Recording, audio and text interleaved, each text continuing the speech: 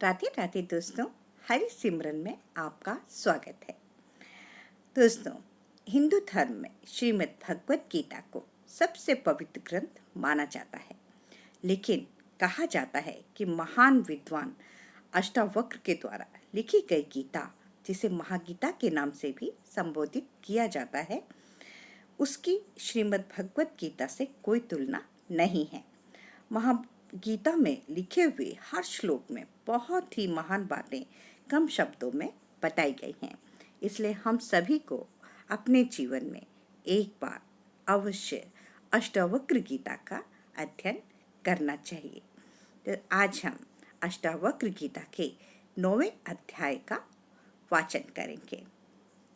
श्री अष्टावक्र कहते हैं, यह कार्य करने योग्य है अथवा ना करने योग्य, और ऐसे ही अन्य द्वंद्व, हाँ या ना रूपी संशय जो भी हमारे जीवन में आते हैं, कब और किसके शांत हुए हैं, ऐसा विचार करके विरक्त हो जाओ, त्यागवान बनो, ऐसे किसी नियम का पालन ना करने वाले बनो।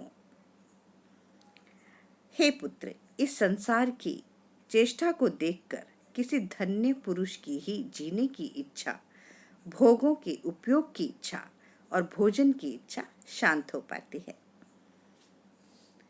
यह सब अनित्य है। 3 प्रकार के कष्टों, जो कि दैहिक, दैविक और भौतिक, इन 3 प्रकार के कष्टों से जो घिरा है, सारहीन है, निंदनीय है, त्याग करने योग्य है, ऐसा निश्चित करके ही शांति प्राप्त होती है। ऐसा कौन सा समय अथवा उम्र है जब मनुष्य के संशय नहीं रहे हैं? अतः संशयों की उपेक्षा करके अनायास सिद्धि को प्राप्त करो। महर्षियों, साधुओं और योगियों के विभिन्न मतों को देखकर कौन मनुष्य वैराग्यवान होकर शांत नहीं हो जाएगा? चैतन्य का साक्षात ज्ञान प्राप्त करके कौन वैराग्य और समता से युक्त, कौन गुरु जन्म और मृत्यु के बंधन से तार नहीं देगा?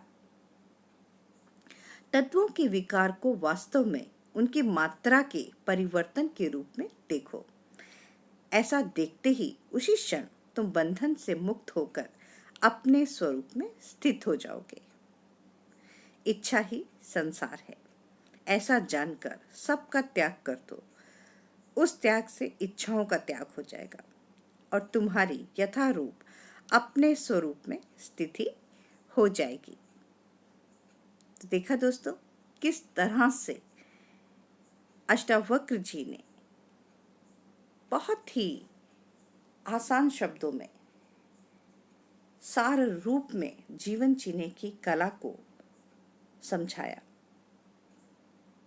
उनका तो बस अपने ब्रह्म स्वरूप को जानना, अपने ब्रह्ममय बोध में आना ही जनमानस को ये शिक्षा देना ही उनका धर्म था। हरिओम तत्सत। जय जय श्री राधे।